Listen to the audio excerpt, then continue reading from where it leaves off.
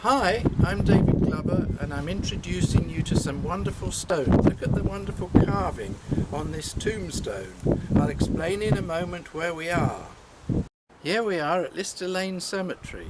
This is Halifax's Victorian Cemetery, an independent project opened in 1841, where masses of the great and good of the 19th and early 20th century of Halifax lie buried.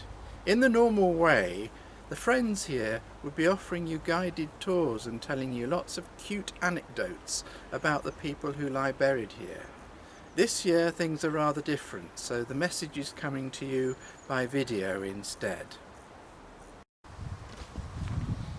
Here we are at the grave of a very ordinary man, yet a man whose funeral, we are told, attracted no less than 10,000 people onto the streets of Halifax in 1853.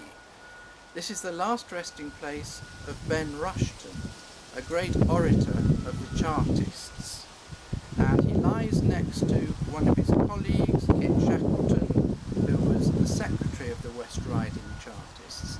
These are men who fought for the rights of the common man, and this was absolutely essential in the early 19th century, or we wouldn't know democracy as we have it today.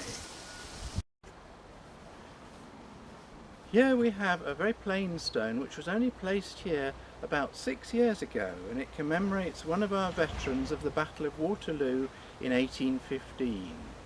This man, he lived in Halifax latterly, died at a great age, and he was placed in a common grave.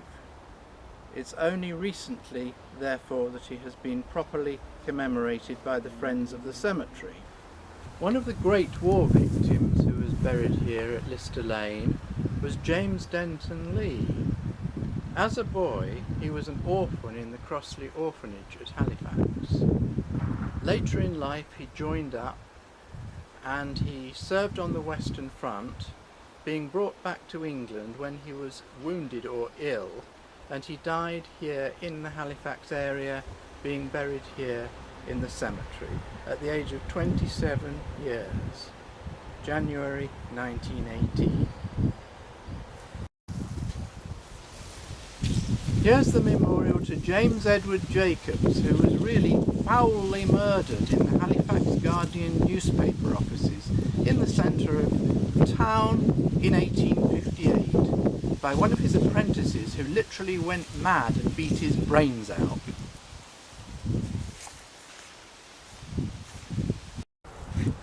Inscriptions on graves here in the cemetery can vary.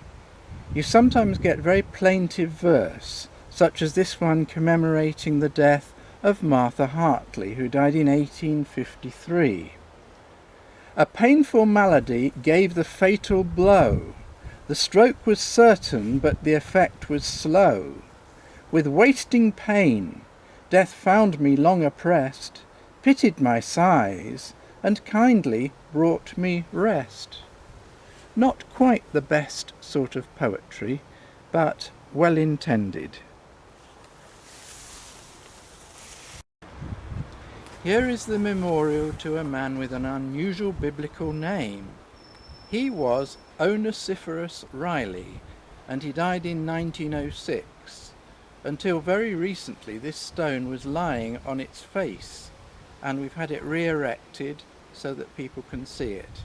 And look at the attractive carvings each side of it.